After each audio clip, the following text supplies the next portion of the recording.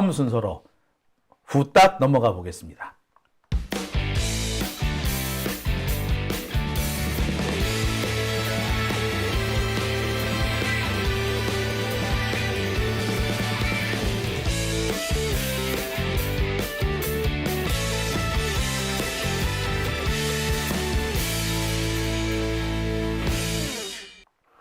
네, 오밤중의 뉴스 함께하고 계신 지금 시각 12시 26분 지나고 있습니다. 자, 세 번째 주제는요. 어떻게 보자면 두 번째 주제와 이어지는 내용입니다. 제가 두 번째 주제로 말씀드렸던 것이 왜 원래 오늘 발표한다고 했는데 총리와 비서실장을 발표하지 못했는가? 왜 김한길도 장제원도 안 한다고 하고 있는가? 김한길도 장제원도 안 한다고 하는데 굳이 지금 왜 영수회담은 하자고 했을까? 이런 부분에 대한 얘기를 좀 해볼까 합니다. 사실 그렇잖아요. 새 비서실장이 들어와야지 새 비서실장이 주도를 해서 영수회담도 하고 그래야지 새 비서실장의 업무 성과가 되는 거 아닙니까? 근데 비서실장이 사표 냈어. 나간대. 나가는 비서실장이 영수회담을 마련해 놓고 나간다? 좀 안 맞아요. 국무총리도 이제 곧 그만둘 앤데 바뀔 국무총리를 그대로 놔둔 상태에서 영수회담을 한다? 그 영수회담 해가지고 나온 성과물은 딱 그대로 국무총리한테 지시가 될 텐데 그러면 국무총리 바뀔 건데? 그럼 지금 지시하면 뭔 소용? 이렇게 되는 거 아닙니까? 자, 그렇기 때문에 영수회담을 지금 여는 것도 사실 좀 말이 안 돼요. 자, 비서실장하고 총리를 바꾸지도 못한 상태에서 왜 하필 지금 영수회담을 여는 걸까? 자, 그리고 앞서서 말씀드렸듯이 지금 천공이 개입을 하기 시작했다. 천공의 입김이 본격적으로 국정에 영향을 미치기 시작했다. 물론 그전에도 미쳤지만 지금 난국에 처해 있는 윤석열을 바로 도와주기 시작한 게 사실상 천공이다. 너도 나도 국무총리건 뭐 비서실장 안 하겠다 하는 판에 돌파구를 마련해 주려고 천공이 나섰다. 그 시점에 영수회담 제안이 됐다? 뭐지 이거? 예, 이와 관련된 얘기를 제가 진행하려고 합니다. 갑작스런 영수회담이 열리게 된 배경, 그 배경이 뭐냐 이거죠. 여러분 뭘 것 같아요? 아이씨, 이걸 내가 좀 예, 제가 준비한 두 번째 주제, 이재명 윤석열 회담 갑자기 성사된 배경입니다. 자, 이재명 윤석열 회담이 이른바 영수회담이 갑자기 성사된 배경이 뭐냐? 자, 이와 관련해서 나오는 얘기가 있죠. 뭐라고? 어차피 결론은 박영선이다. 이미 박영선으로 가려고 준비를 다 해놓고 있는 상태에서 다른 후보들을 찝쩍거렸을 뿐이다. 혹은 박영선을 가려고 하니까 여러 가지 절차적으로 거쳐야 될 고비가 있으니 그러니까 박영선 말고 다른 쪽으로 갈까 하다가 다시 결국에 박영선으로 왔다. 뭐 이런 얘기들입니다. 5만 가지 얘기들이 다 떠돌아요. 지금 총리 후보들 가운데 하겠다라고 밝힌 사람은 박영선밖에 없다. 그런 얘기까지도 나옵니다.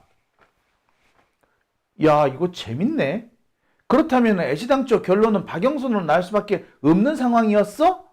그래서 박영선을 가려고 보니까 영수회담을 해야 되겠다. 이거였어? 예. 제가 오늘 준비한 세 번째 주제가 바로 그에 관한 것입니다.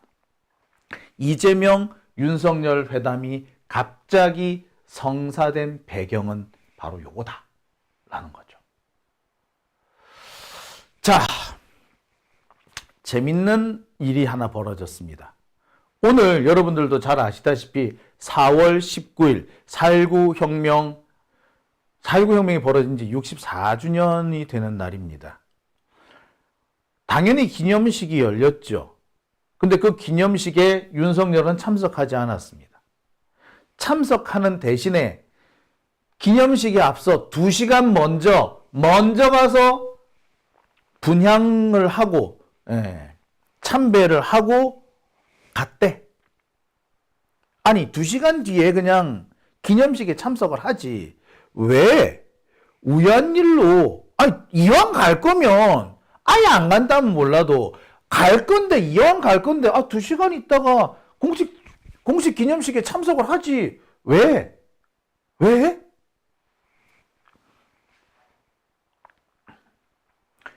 이상하지 않습니까? 4.19 기념식에 불참하고 2시간 먼저 가서 참배를 하고 갔다. 이유가 뭘까요? 자, 이거는 사실 다른 이유 찾기 힘듭니다. 내가 이재명, 조국 비기 싫어! 이 말이죠. 기념식에 가려니까 비기 싫은 사람이고 나 기념식 가기 싫어.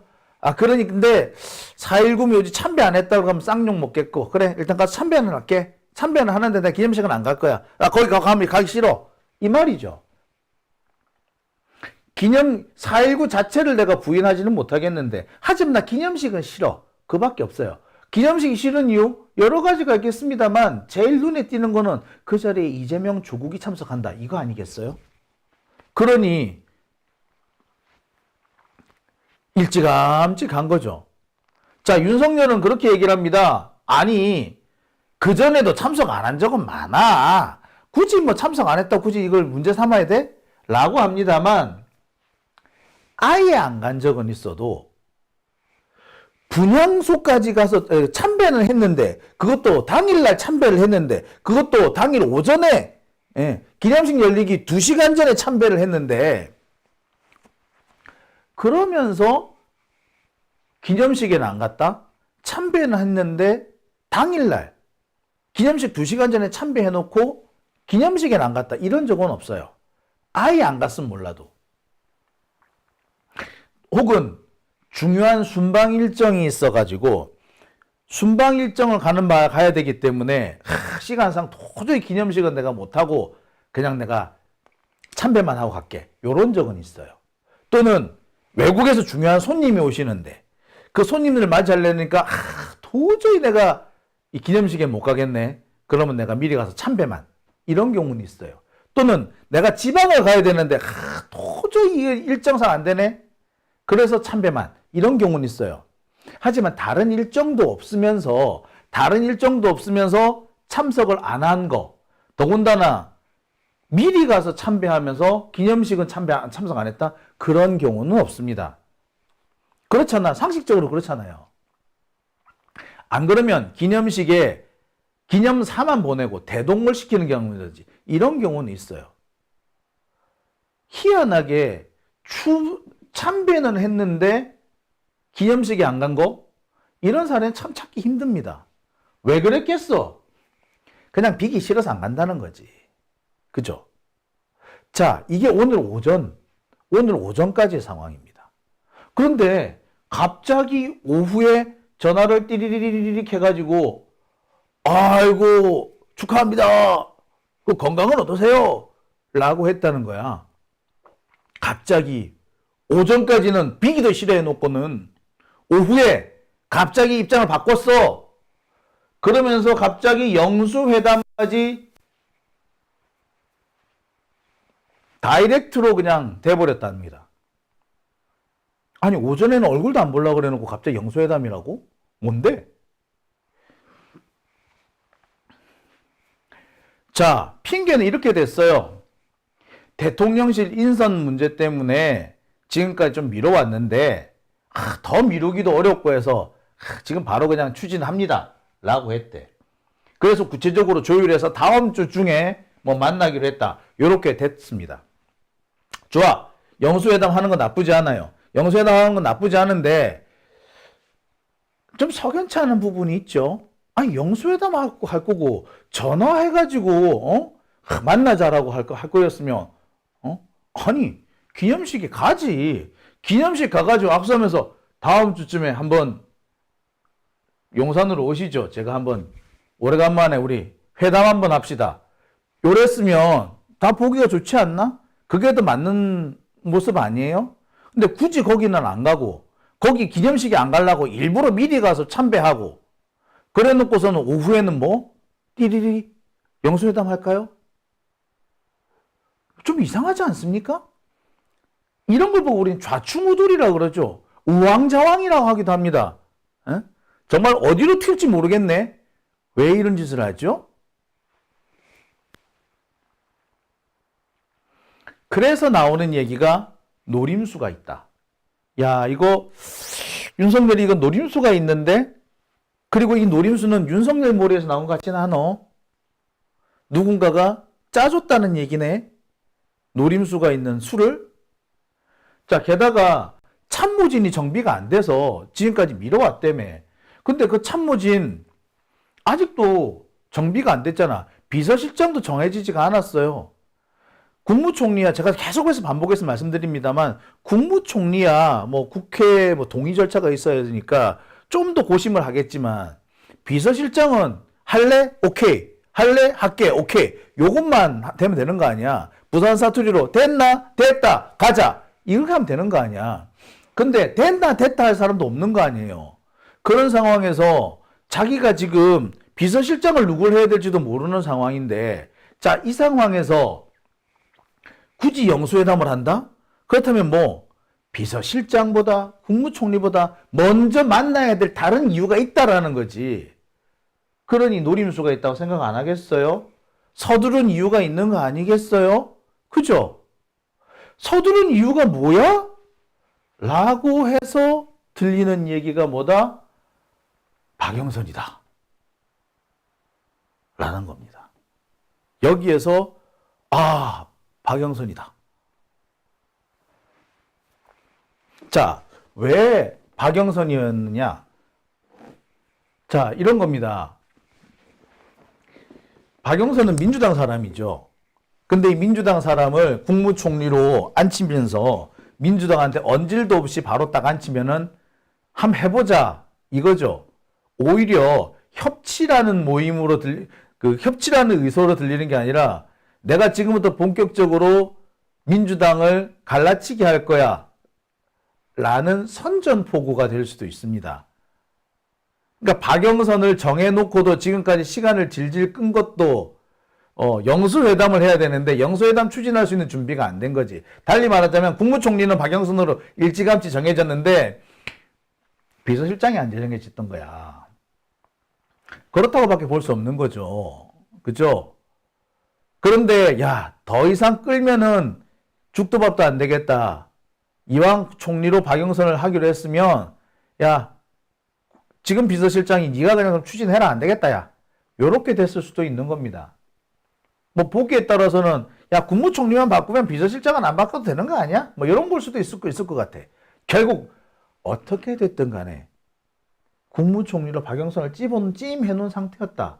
라고 밖에는 볼 수 없는 거죠. 그러지 않고서는 이 상황이 설명이 안 돼. 여러분 어떻게 생각하십니까? 자, 그러고 보면 지금까지 여러 국무총리 후보들 중에서 노라고 제대로 확실하게 안 한 사람은 솔직히 박영선밖에 없네. 김한길도요.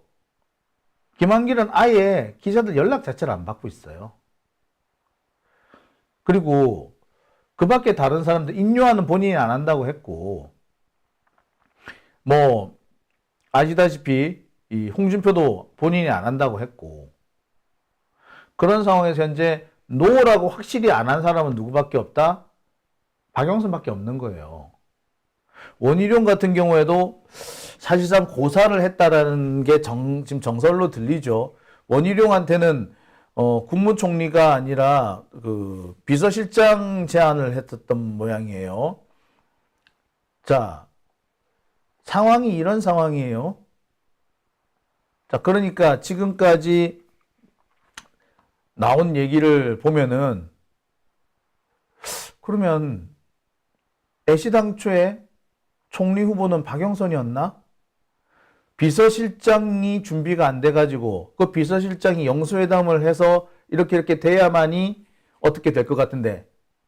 그러니까 윤석열이가 옛날 같았으면, 그러니까 총선 전이었으면 이런 것도 쌩 깠을 거야. 그냥 지 하고 싶은 데 했을 거야. 근데 총선에서 대패한 상황에서 그 상황에서 자기 나름대로는 협치 운운하는 상황으로 이렇게 국무총리를 박영선을 지명하는데 그 박영선을 지명하기 전에 야당 대표하고 협의도 안 하고 언질도 없이 바로 이건 말이 안 되잖아요. 그죠?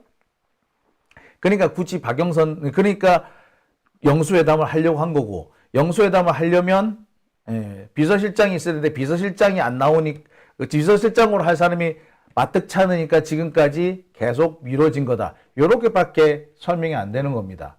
게다가 박영선 지금까지 가장 긍정적으로 답을 했습니다. 김한길도 그렇고 다른 후보들은 대단히 부정적인 얘기를 했어요. 근데 박영선만큼은 뭐 협치가 중요하다는 얘기를 했어. 그럼 뭡니까? 사실 국무총리가 박영선이 된다는 것은 윤석열이가 협치를 하겠다. 실제가 뭐 속마음이 어쨌든 간에 협치라는 메시지가 될 수가 있어요. 그런 상태에서 박영선 지휘부로 협치가 중요하다는 얘기는 뭐야? 국무총리 할 의사가 있다라는 취지로도 들리죠. 게다가 이 아줌마 주말에 들어온다며. 주말에 귀국할 거라며. 딱 맞아 떨어집니다. 여기에 유인태 씨가 이런 말을 합니다. 유인태 전 국회 사무총장이 모 방송에 출연해가지고 박영선 전 장관은 윤석열이 꽤 고마워하는 부분이 있다. 윤석열이 검사 시절에 나는 사람에게 충성하지 않는다라는 말을 하는 자리를 마련해 준 것이 박영선 법사위원장이었다. 맞기는 맞죠.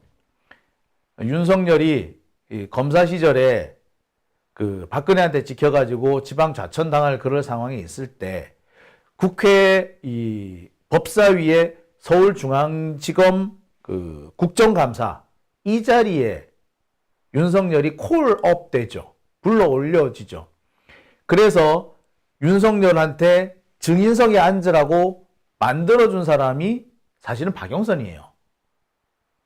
그 자리에 뭐 신경민 의원도 들어가고 김종민도 여기에 좀 포함이 됩니다. 자, 여하튼 박영선이 상당히 중요한 역할을 했던 건 분명해요. 자, 그래서 윤석열이 상당히 고마워하는 부분이 있대. 자, 이런 것들까지 포함해서 보면은 어떻게 보자면은 결론이 이미 정해져 있었다라는 생각도 들지요. 여러분 보실 때는 어떻습니까? 여러 가지 상황을 종합해 볼 때, 아, 처음부터 결론은 박영선이었구나. 자, 그리고 박영선을 하려고 이재명을 부르는 거죠. 협치를 하겠다라기보다 지가 원하는 인사를 하려고, 경우에 따라서는 야권의 분열을 가져올 수 있는 인사를 하면서 이재명을 끌어다 넣는, 한마디로 명분 쌓기를 하는 거죠. 이재명 대표가 가서 야 박영선 안 돼, 우리 되게 기분 나빠 라고 한들 윤석열이 그래 그러면 안 할게 라고 할 것 같아? 아니죠. 윤석열은 알았어, 어쨌거나 나는 알려는 줬어 라고 하는 겁니다. 그러면서 내가 협치를 하기 위해서 박영선을 지명했고 미리 양해까지 구했는데 거봐 이재명 바로 벤치 놓잖아. 아, 나쁜 건 이재명이야. 이렇게 뒤집어 씌울 수 있는 거죠. 여러 가지 상황으로 봤을 때 윤석열이 파놓은 함정입니다. 근데 윤석열의 머리에서 이런 내용이 나오기는 어려웠을 거고, 제가 볼 땐 천공이 파놓은 함정이라고 봐도 과언 아닌 것 같아요. 자, 제가 오늘 첫 번째 주제와 두 번째 주제와 세 번째 주제, 이것을 굳이 두 개로 나눈 거, 어떻게 보면 하나의 맥락으로 이어지는 것인데 굳이 나눴던 이유가 이겁니다. 천공이라는 사람을 기점으로 해서 얘기가 좀 분리를 해야 될 필요가 있었기 때문이죠. 어떻습니까, 여러분?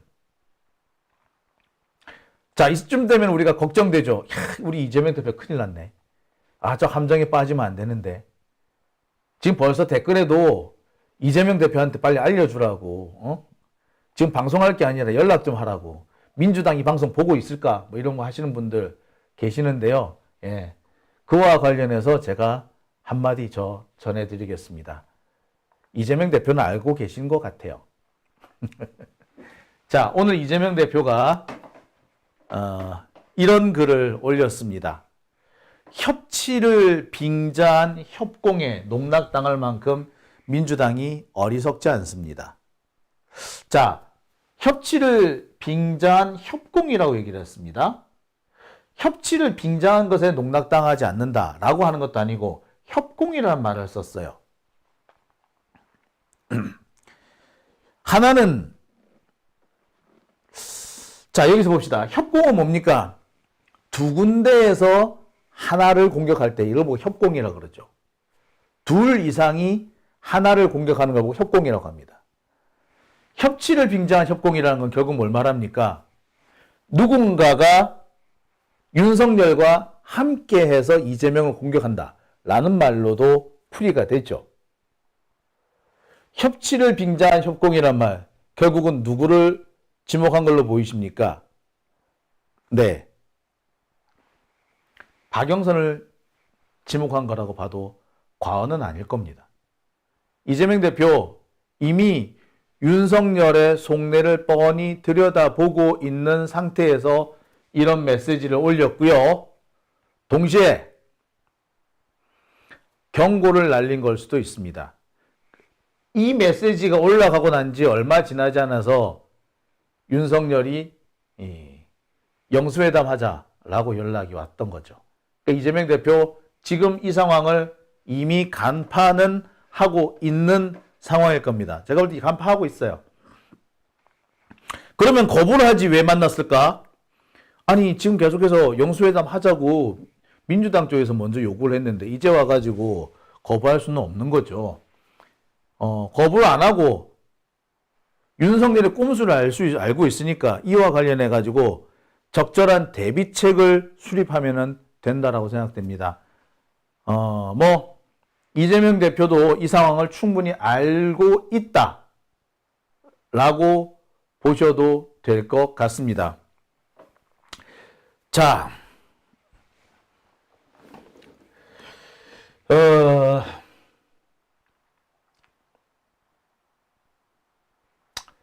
보시다시피 지금 상황이 참 녹록지 않아요. 우리가 걱정해야 될 게 또 좀 늘은 것 같습니다. 그죠? 하지만 이재명 대표가 이미 상황을 잘 간파하고 있으니까 잘 대처하리라 우리가 믿어보겠습니다. 제가 또 개인적으로 이런저런 보관이 떠오르고 있습니다. 하지만 그런 얘기는 여기서 드릴 말씀은 아닌 것 같고요. 전달될 수 있도록 제가 노력하겠습니다.